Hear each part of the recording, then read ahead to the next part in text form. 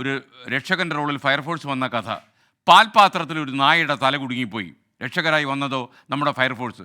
പത്തനംതിട്ടയിലെ മുള്ളൻകോണത്താണ് ഈ സംഭവം നടന്നത്. അവർ അപ്പോൾ ഈ നായയെ രക്ഷിക്കാനുള്ള ശ്രമമാണ് അവിടെ നടക്കുന്നത്. ശ്രീജിത്ത് ശ്രീകുമാരൻ വിവരങ്ങൾ നൽകും പത്തനംതിട്ടയിൽ നിന്ന്. പറയൂ ശ്രീജിത്ത്. Good morning again. ഇന്ന് രാവിലെയാണ് മിൽമയിലേക്ക് പാൽ നൽകി, സൊസൈറ്റിയിലേക്ക് പാൽ നൽകി ആ പാൽപാത്രത്തിൽ ആ വീട്ടമ്മ ഒരു വീട്ടിൽ കുട്ടികൾക്ക് കഴിക്കാനായി ഒരു കേക്ക് വാങ്ങിച്ച് ഇട്ടിരുന്നു. ഈ കേക്കുമായി പോവുകയായിരുന്നു. അതിനിടയിലാണ് ഈ കേക്ക് വഴിയിൽ വെച്ച് ഒരു ഭാഗത്ത് വെച്ച്, ഈ പാത്രം ഭാഗത്ത് വെച്ച് തൊട്ടടുത്ത ക്ഷേത്രത്തിൽ ദർശനത്തിന് വേണ്ടി ഒന്ന് പോയി വന്നപ്പോഴായിരുന്നു ഇത്തരം ഒരു കാഴ്ച കണ്ടത്. നായ ഈ കേക്ക് തിന്നാനായി പാൽപാത്രത്തിലേക്ക് തല ഇടുകയായിരുന്നു. എന്തായാലും ഈ തല അതിൽ കുടുങ്ങി കുറെ നേരം അങ്ങോട്ടും ഇങ്ങോട്ടും നടക്കുന്നത് കണ്ടു.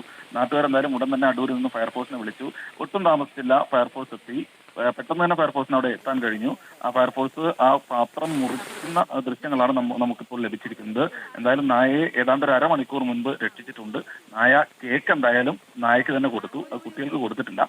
നായ കേക്ക് തിന്നിട്ടാണ് പോയിരിക്കുന്നതെന്നാണ് ഏറ്റവും ഒടുവിൽ മനസ്സിലാക്കുന്നത്. Okay, thank you.